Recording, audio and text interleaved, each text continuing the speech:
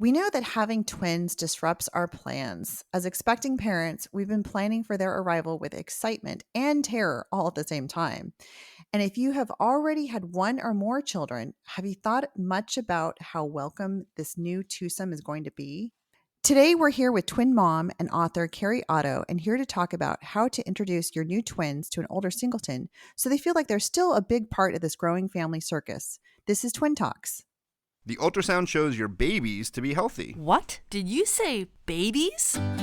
You're huge. Are you having twins? Are they natural? Which one do you like better? Twins, huh? My neighbor's cousin's brother's uncle's a twin. So can they read each other's minds? How do you tell them apart? Twins? You got a 2 for 1. Do twins run in your family? Double trouble. You're not having any more, are you? At least you're not Octomom. If you're pregnant with twins or you're an experienced twin parent, odds are you've heard it all before. Now it's time to hear from the experts. This is Twin Talks, Parenting Times 2.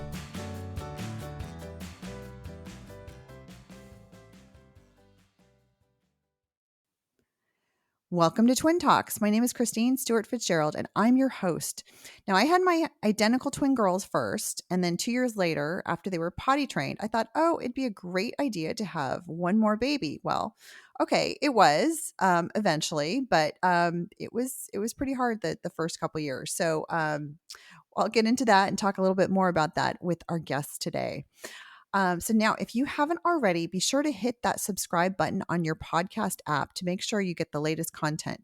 You can also get updates about new episodes from Twin Talks and other great parenting shows by subscribing to our weekly newsletter at newmommymedia.com. And if you're interested in getting an inside look at our show, then check out our membership club called Mighty Moms. It's where we chat more about the topics discussed here in the show, and it's a great way to suggest topic ideas or even to let us know you'd like to be a guest on an upcoming episode. So let's meet our guest speaker today. With us is Kerri Otto. She is mom to a singleton boy, and then 3 years later welcomed identical girls. She's a speaker, coach, and now an author of a twin-related book, Twin Chanted Tales. So Kerri, welcome. Please tell us a little bit about your family, maybe their ages, personalities. Thank you. I'm excited to be with you guys today. My family is fun, chaotic, and full of love. I have 3 kids. My son is 8. He is the typical boy, strong athlete, outgoing, confident kid. And then, as mentioned, I have twin daughters who they're just about 3 years apart from my son, and they will be 6 this fall. They just completed their kindergarten year. They're full of love. They're interesting. They're much more quiet than my extroverted son. But they're having fun. They have grown so much in this last year and a half, really, an immense amount. And now, summer camp, they're all split up in their own little groups. They had their own classes in kindergarten. So we really saw them grow tremendously this past year. But they're a lot of fun. They're very similar, but also very unique in the same time. Wow. So that sounds like you got a lot of different personalities, both your son, your daughters, a lot of new things going on. So I'll love to hear a little bit more in just a moment. So thanks, Kerri. So we're going to take a short break. And when we come back, we'll be talking about some of those initial dynamics, both when they were born, to consider when you first learn that you're adding twins to the mix.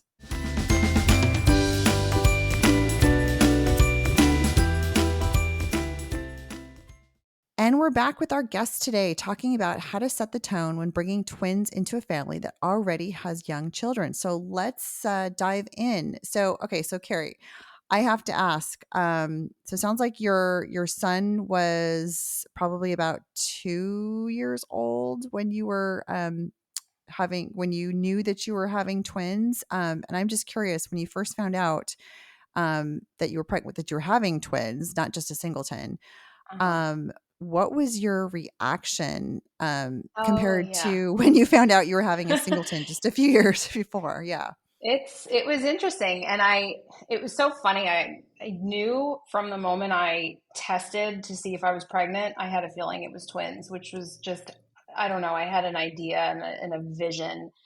And when I went in to get checked and confirm the pregnancy, I actually had my husband come, which he never came to not one scan with my Singleton ever. I didn't care. I'm like, I'm good. I'm pregnant. It's fine. I'm going to go confirm the pregnancy when I had our first child. And every test went on my own. But with the twins, I just had such a feeling there was two. And I was like, you Wow. need to take off. We need to go together. And we did. And I was in shock. I cried. I was not, even though I had a feeling, they're the best things that ever happened to me, of course. But he was happy tears, elated. And I was just, oh my gosh, like, this is insane. And I actually have a page in my twin book coming up of that moment. And I remember telling my illustrator, you need to make me a little different. Just the finding out of twins on the ultrasound picture. She had both parents smiling and glee. And I'm like, no, let's just make a shocked face. We're teaching emotions in this book. And I want to be honest with the readers. There's surprise and then there's happy. And that's what we were. We were super, super surprised and shocked and happy at the same time. But Wow. yeah, it was But it sounds definitely like a shock. you had a really gut reaction that just something is really different from the first time Yes. around. So Yeah. you just knew and you were listening to I that. definitely knew. And still wasn't, it didn't keep, I still got very emotional, but I still had a very, very strong feeling that was the Yeah. case, Yeah. which is, And it's did funny that you it happened that way. and knowing what the Singleton pregnancy was like, and I don't know if that was, an easy one or if it was difficult. I mean, did that put any kind of emotions or just concerns into the twin pregnancy? So, I mean, were you worried that it was going to be much harder in having a twin pregnancy? Yes. Yeah. I mean, in the beginning, I said, I'm going to do everything I did with my son. Like, I had a very textbook pregnancy with my son. He was born 40 weeks on the dot, literally on his due date. He came to the world, which couldn't have been easier. I worked out and lifted weights and went running like every single day, pretty much throughout my whole pregnancy with my son until I couldn't in that last like few weeks. My daughters, I took that same, initial attempt to do all of the same elements, all of the same exercises I did. I remember swinging kettlebells for a while. And I got up to, I was still very worried and concerned because as soon as they tell you you're pregnant with twins, you're like, oh, now you got to wait, go back in the waiting room and let's meet with the high risk doctor. And we're going to talk about your, process now. So it's very different. And I was worried, but also cautiously optimistic because I had such a typical normal pregnancy with my son. But it was very different. And I ended up going on bed rest from 21 weeks on because I apparently had an Wow. incompetent cervix. So that was a Mm. whole lot of fun and not so much fun, but I remember joining every single twin parent page, every incompetent cervix page, trying to read everything I could possibly learn about all of that. And, focused on nutrition, worked from home on my couch from 21 weeks until I delivered them at 35 weeks. Hmm. So it was different. Wow. Yeah. So being on bed rest then, I mean, I'm sure I mean, I know a lot of our twin moms here have experienced bed rest, Hmm. but to be in the middle of that and then, you've got your son and I mean, I'm sure he was probably not understanding all the different Yes. changes.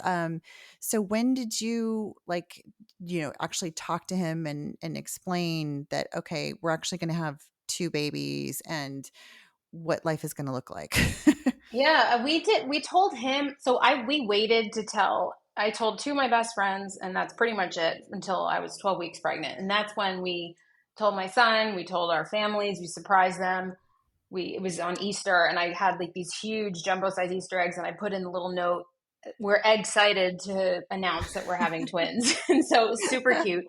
And everyone was freaking out. We recorded the whole thing. My son found out that way too. So it Mhm. was a very fun video. My mom was a little annoyed that I did not tell her in advance, but it was what we wanted to do. And my son, he was so excited. And, we're just two babies in mommy's belly too. And it was the cutest thing like that. He was very excited, didn't really know what to make of it, obviously, because he was still so little. But he was a champion. And I remember because of the bed rest, I have a video on my phone of me asking him, what does mommy do for a living? And he's like, Mommy sits on the couch. And I'm like, that's not fair. It was so cute. And I still have the video. It was such an innocent like answer. And he's like, Mommy sits on the couch and Daddy goes to work and Daddy does all the cooking in his little kid twang voice. It was so innocent and sweet. But I'm like, that's not what Mommy does. Do you not see my, desk pulled over on my big belly, like with my computer on it? But it was just cute. It was very cute. Like, when he was used to me doing everything, even I always worked full time.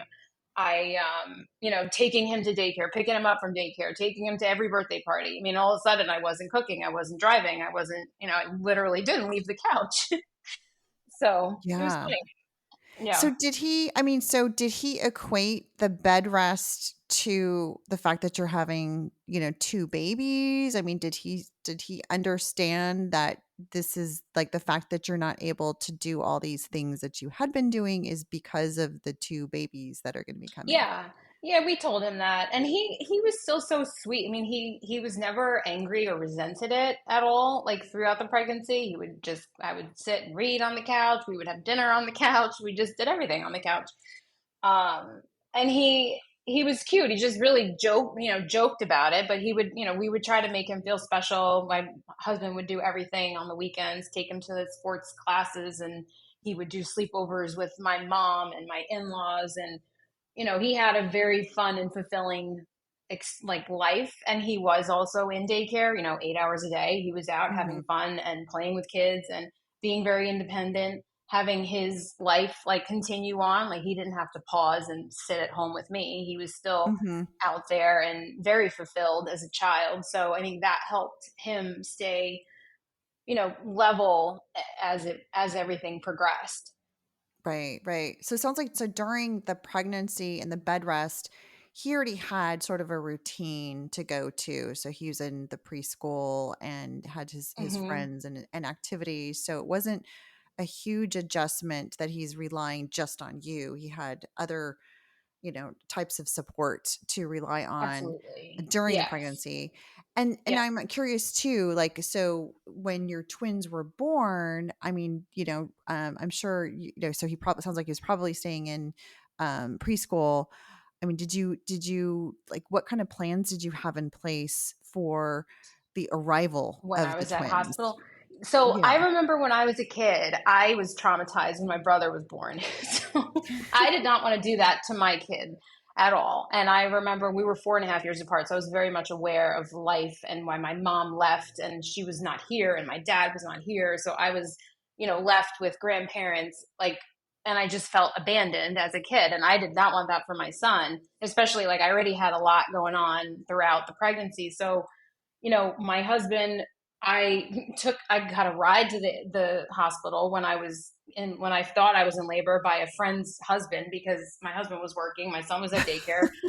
This is I put my out of office on in labor and delivery once they said, oh, they're coming today. I'm like, okay, here we go. But, my husband obviously made it for the delivery. But then after the delivery happened, I made him go home. Do not stay in the hospital. And I really think people with any extra kid, if you have a first or a second and you're having more kids, I think that consistency, keeping one parent home with your children or child is so important. And he didn't feel yes, I wasn't there, but I couldn't physically go anywhere, obviously. So those few days that they were in NICU and I had some complications from my C-section. So I didn't move for 5 days anyway, but my husband always went home and he was the constant with my son. And he'd visit when he was at school or if it was the weekend, he would have my in-laws and everyone help out. But my husband was always home, which Oh, was yeah. helpful for his That's so great. experience.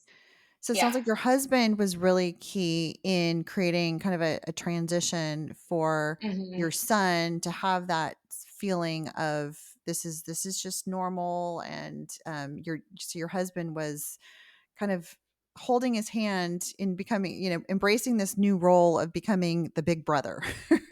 Yeah. Yeah. Yes. Absolutely.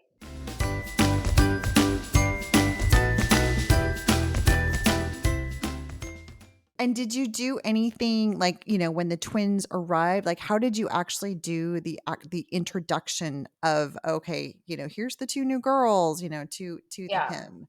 It was cute. He came to the hospital to meet them, and that's the only people we allowed at the hospital. I didn't really want anyone else visiting, like grandparents, mom. Like it was special for my son. So he Mhm. came. He had his big brother to twins shirt on.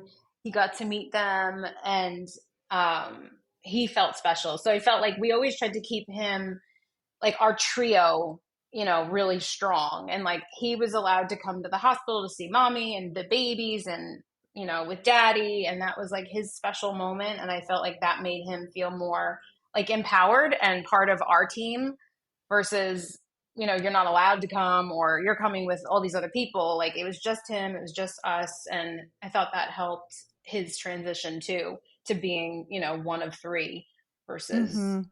just the So it sounds one. like Yeah, so it sounds like so you made him really the central point, rather than, oh, here's the parent, the grandparents extended, and oh, by the way, here's the brother.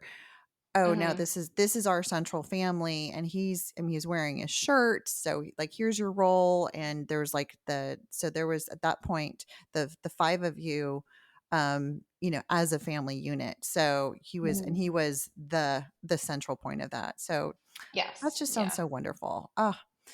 Well, let's Yeah. take a break. And when we come back, we're going to continue our discussion about how twin parents can help their older children adapt to having new siblings.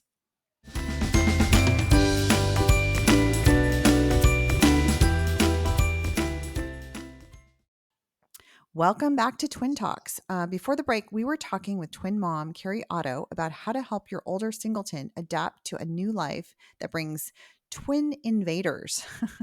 And even long after the twins come into the family, we know that these older children must continually adapt to having younger twin siblings, and then they often command so much more time and attention from the parents and from strangers.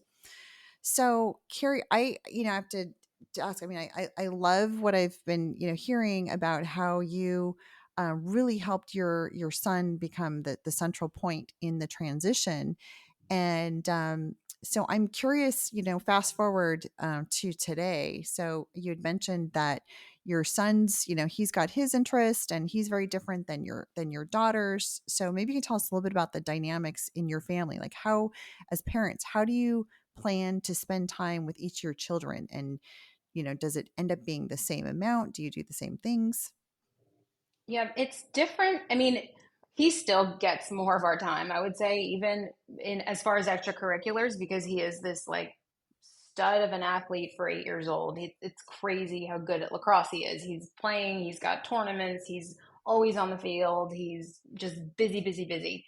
We try to do, we try to spend time evenly with everyone. And it could be the most simple thing as if, like, my son's going to a birthday party. I'm going to take one twin with me to drive him. And just having that one girl with me while he's busy and we're just, wandering around Target, but it's just she and I, she feels special. So it's any little moment that you can do with any of your kids helps all of their independence and their confidence and all of that. So, backtrack, like, yes, Colton, my son, always has, he definitely has more of our time, I would say, because he needs more of it. The girls are still young, so they're not quite there yet as far as, all the extra stuff that they do or they want to do. They've been transitioning into that slowly but surely this past year. So I think that's why he can really handle the attention they get all the time just by being who they are and what they were born into versus who Hmm. he is, because it is very Yeah. different. Yeah, and that's something I wanted to ask you too, is just like dealing with the attention, because I mean, I've Hmm. got identical, twin girls, and I have a singleton as well, younger singleton. And, I have to say, I mean, when the girls were really young and we'd go around into, the stores at Target or, Costco, and everybody notices that they're identical, and you got them sitting on the cart and, right at eye level. And it's like, oh, Hmm. are you twins? And, and I can say, like, I know when I had my girls and I knew I was having a third one, I'm like, oh my gosh, I just like, I wouldn't wish that on anyone, to be living in the shadow of this, twin, identical twin set. And Hmm. I mean, my Singleton, she handles it really well. She's actually much more outgoing than the twins. And I remember, like we'd be shopping and people would ask the typical questions: are they twins, are they identical, yada yada. And they, like, my twins would just, like, they hated it, they hated getting all that attention.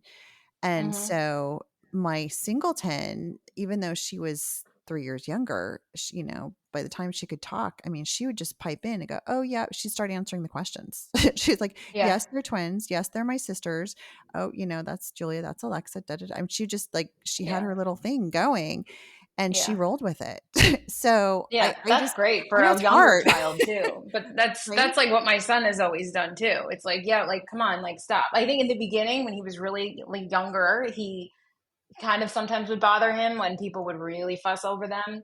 But but then he just started to just, it also bothered him, like, all right, enough is enough, like you were just saying, like they're, but and the girls, and that's why I wrote my book, The Twin Enchanted Tales, The Power of a Pair, because like it's how do you help the children understand like what it feels like when everyone's doing this to you at every moment of your life. And like that's what that was the whole purpose behind it, is to just try to make them understand and connect the emotional dots on what it feels like to be an identical twin, and like really what it means to the world, because there's such a fascination. And unfortunately that'll never change, because that's how humans are. Everyone's just, Absolutely.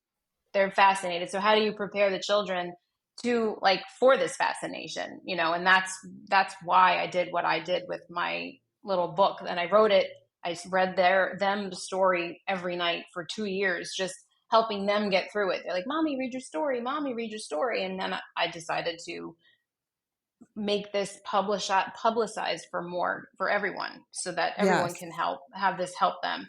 But my son, Yeah. yes, like he constantly will talk back and tell people to just, no, they're not twins. Like that's our joke now too. Like sometimes I myself and my son will just like, no, they're not. And they're like, wait, what? Really? They're not? Like, well, what else do you want me to say? I don't know. And my girls, like, they have fun with it too, because of my book. Like they'll sometimes say no, and they'll give the opposite name, like, oh, you're Charlotte, right? No, I'm Madison. And they'll outright say it with like snow, like joking, like their faces are dead straight serious. Like they will completely pull your leg if they can. And they started to Oh, go to how kindergarten funny. last year. They had two different classes. I split them up, and they're like, we're gonna switch places. And they've never seen, the Parent Trap or like anything like that. This is all because of the fun little like book that I made, because I reference all of this, like have a fun, play a twin game of guess who. And so, there's pages in the story that make it playful, because it is fun and it is something you can celebrate. But like instead of being so depressed over it, because that's how they have been really for years, and they still get attention everywhere they go. It's never Oh, going to yeah. stop. I mean, Yeah. I'm sure eventually it maybe will quiet down, but I don't know. Yeah. It Now, did hasn't you stopped have an yet. idea? Yeah.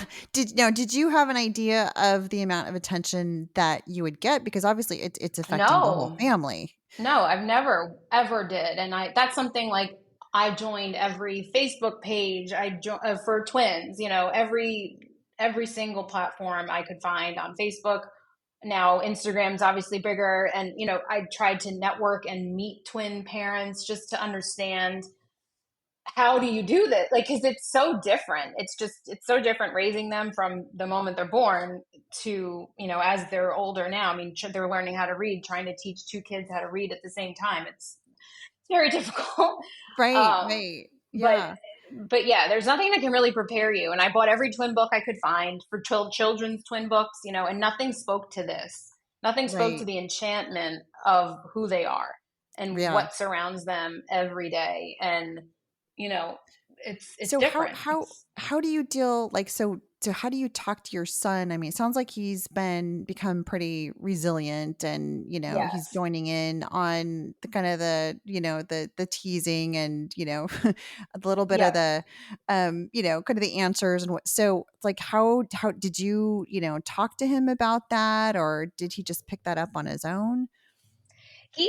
I just think because we've always treated him, I feel like we made him fast track to being a little bit of a more mature kid, and he just is more mature. I feel like we've always treated him like he's one of our three, like the trio of my husband, myself, and him. And so, like, I'll take him to lunch by myself. That's like our special thing. We'll go get pancakes on Sundays every once in a while, just to get out, just he and I. And we have our little like day date, and he loves it. So I think like consistently giving him specific time apart with me, and then my husband takes him to all these lacrosse games all the time, and that's like his passion. And just constantly having him have his own time, he's just built his own confidence throughout that. We try to have that foundation of just he has these special times with us. His room has different things that the girls don't have at all yet, but he deserves it because he's such a leader, and he's just evolved. I told him, like, I wrote this book for the girls, and I kind of was worried about it. I'm like, how is he going to handle this? The twins are on the cover of my book. He's in the book too. I did make a page, and I had to put him in because how could you not? Because he's one of our family. Like, I can't publish a book without my son's, little character Right? of him. So Yeah. I wrote a page to just integrate him in so that he didn't have his feelings hurt or didn't feel like less important. He loves the fact that this is even happening. And he's like, I told him, like, I want to write a story with you. And I want to write a story about what it feels like to be a sibling, a big brother or a big sister to twins. And like, he's writing in his iPad, like he's writing his ideas, and it's very sweet. Like, it's just anything that even if I don't do it, like my goal is to do that next at some point, but it just makes him feel like stronger, independent, important. And it's just constantly finding ways to, empower the sibling of twins in any way you Hmm. can, just so that they continue to be confident and they build that confidence. And because Yeah. the twins really do need a fortress of people around them, and their sibling has to be strong when you've got that constant chaos around the two. Yes. So it sounds like you've been trying to like just continue for him to have his own activities, and you mentioned Mhm. that he's a part of that original, trio. And it sounds Mhm. like that's kind of a central theme that okay, he's an OG, right? So Yeah, exactly. he He is an he knows OG, it. and he totally knows it. Have you ever met him? He will, like, he captivates a room. Like, that's just who he is. And I don't know how. Sometimes I don't understand how I made him the way he is, but he's just such a force. He really is. I think it's just through Yeah. every little thing that we've been really calculated in what we've done and how he's grown. And Mhm.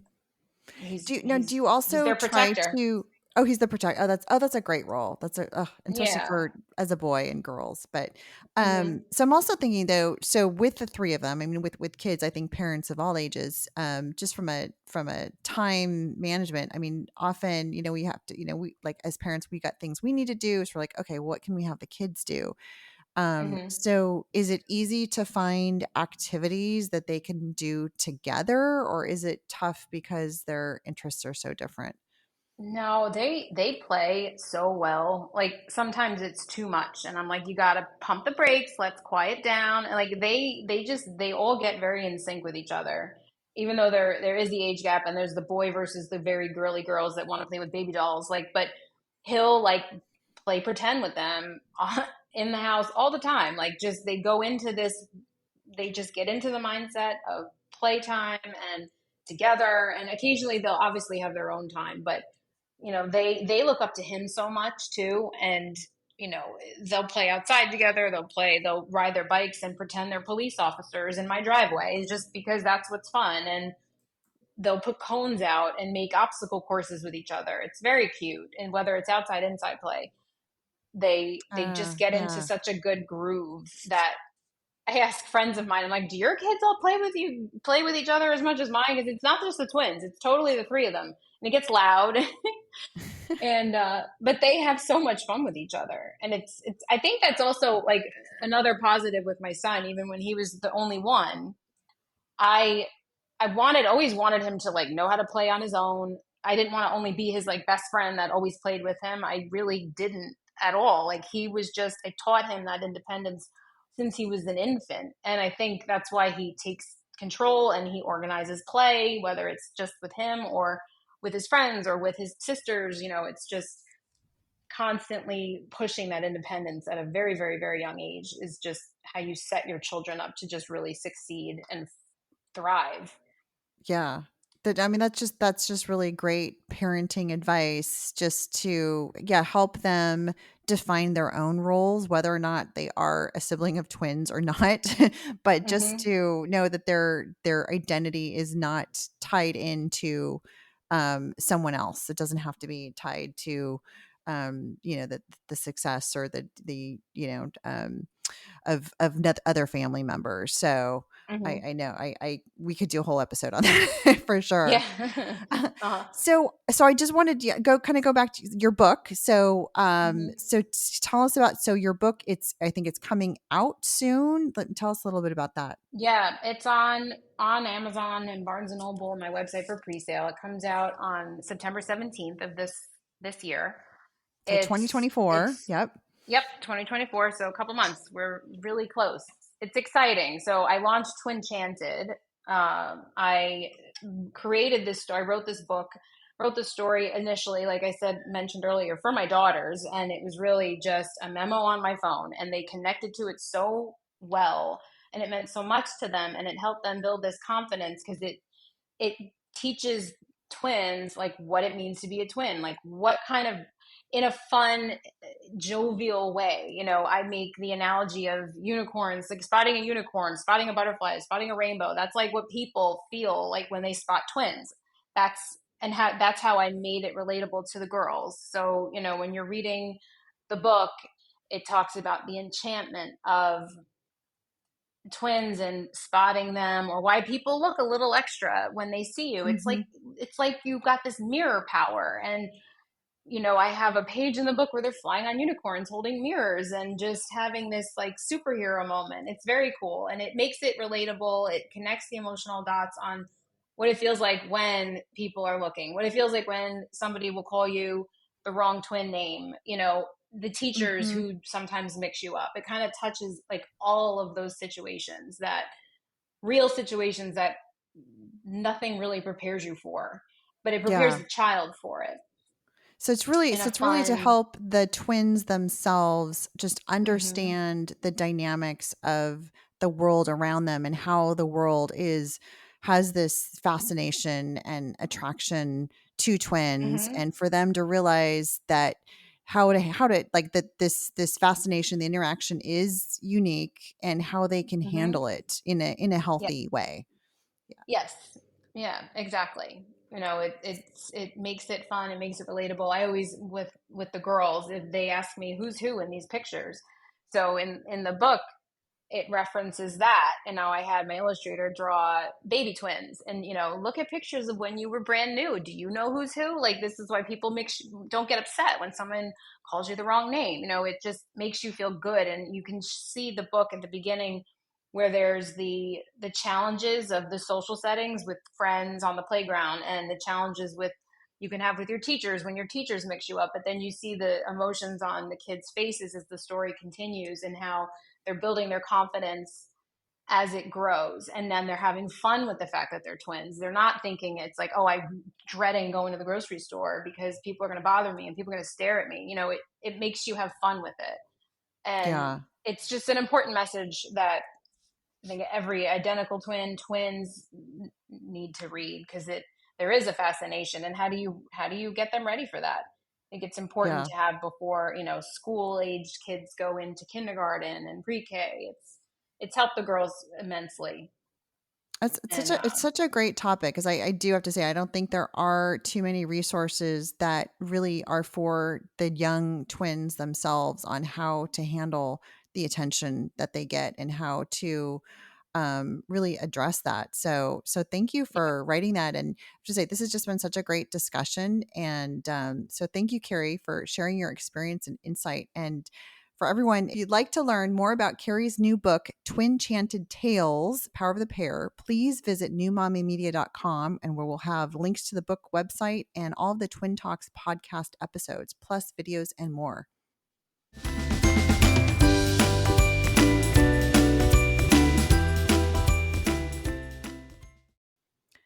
So that wraps up our show for today. Thanks for listening. If you like Twin Talks as much as we do, please consider checking out the amazing businesses that sponsor our show week after week. And we'd also love for you to tell other twin parents about this resource, which of course is absolutely free. So if you want to check out some of our other parenting podcasts, such as Newbies, that's everything about newborns, Parent Savers, so you can think about parenting hacks, the Boob Group, the lowdown on breastfeeding, and Preggy Pals, everything you could possibly need to know about pregnancy. So then visit our website at newmommymedia.com. Thanks for listening to Twin Talks, Parenting Times 2. This has been a New Mommy Media production. The information and material contained in this episode are presented for educational purposes only. Statements and opinions expressed in this episode are not necessarily those of New Mommy Media and should not be considered facts.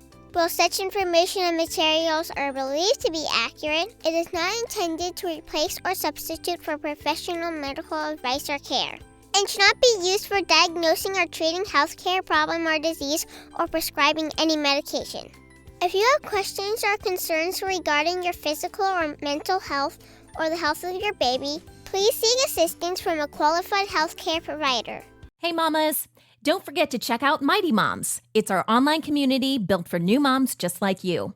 Not only can you connect with other moms, but you can also join us backstage for special mom-only online events. And you'll also be notified when we're recording so you can join us as a special guest. Visit our website, newmommymedia.com, and click on the Mighty Moms banner. It's free. That's newmommymedia.com. See you there.